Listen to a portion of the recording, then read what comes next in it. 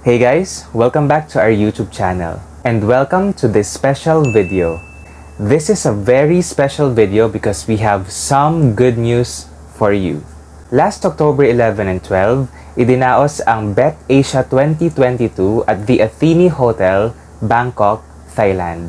And one of the highlights in that conference is the Bett Asia Awards.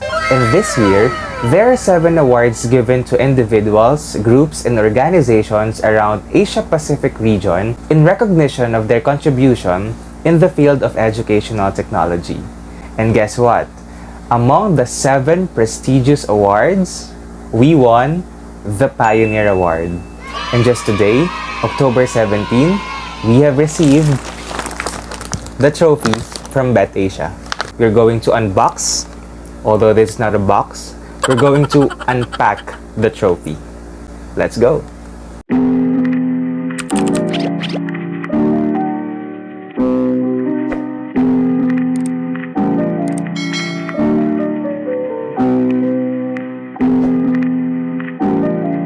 So just to give you a context about Bett, Bett or the Bett Show, formerly known as the British Educational Training and Technology Show, is a global series of education shows organized by Hive Group, marketing information technology in education. And their mission is to spark ideas, create connections, and accelerate trade, driving impact and improving outcomes for teachers and learners. The center of the show is located in the UK or United Kingdom. That's why there's also Bett UK.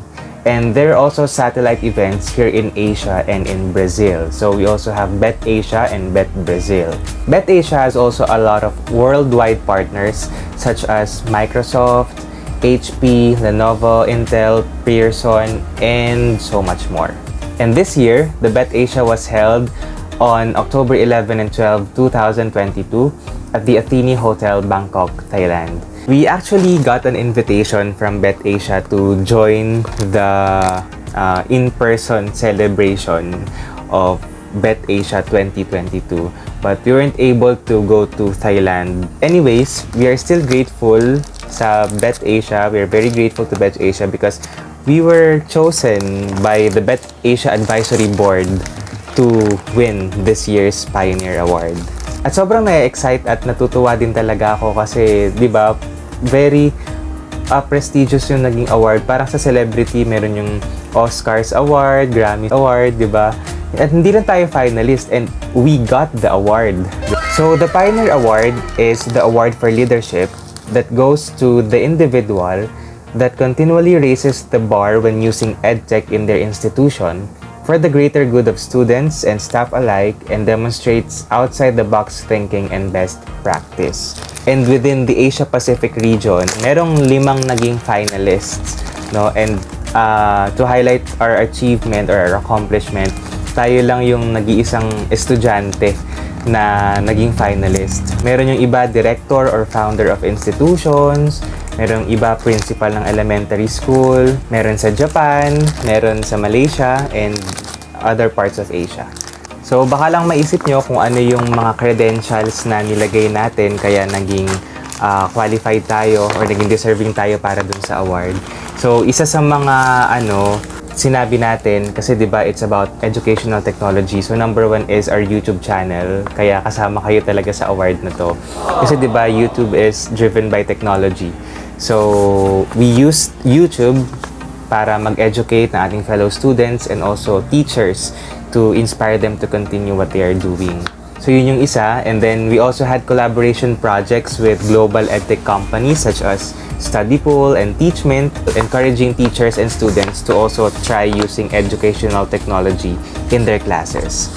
And yung isa pa ay yung naging part tayo ng international exchange or international student exchange program ng aming university, which is NEUST. And yes, I am proudly stating the name of my university, Bett Asia University of Science and Technology.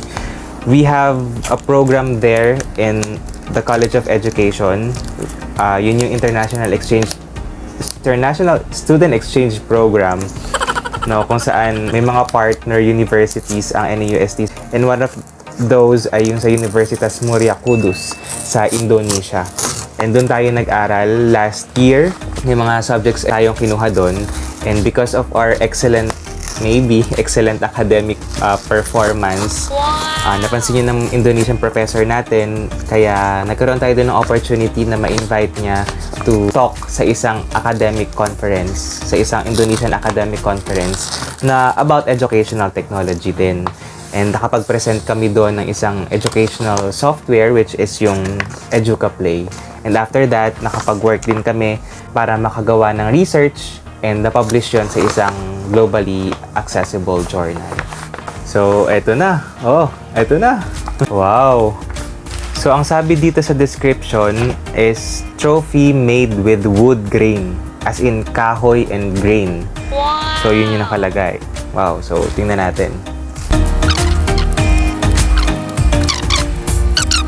And before na mabuksan ko ng tuluyan itong trophy, gusto ko lang i-quote yung words ko dun sa interview namin sa local student publication ng College of Education dun sa The Wheel. And I quote, "I feel so overwhelmed. I actually did not expect to win the award. It's such an honor to bring the name of NEUST at this prestigious level. Having this award will further motivate me to continue what I am doing, to maximize my edtech skills for the welfare of my fellow students, educators, and viewers on YouTube." So, my heart is so full, Bett Asia. Thank you so much for this award. Ayan na!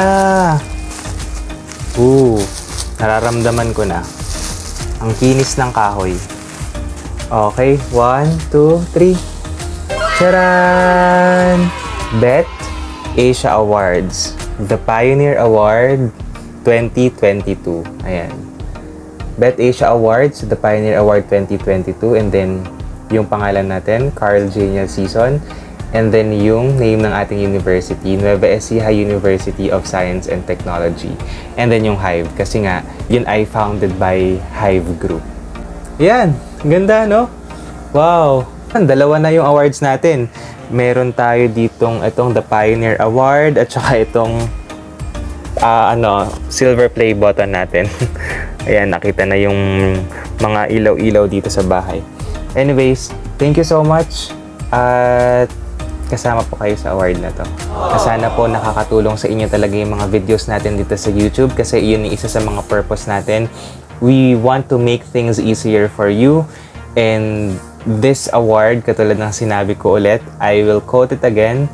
Having this award will further motivate me to continue what I am doing, to maximize my edtech skills for the welfare of my fellow students, educators, and you, our viewers on YouTube. Thank you so much, Bett Asia.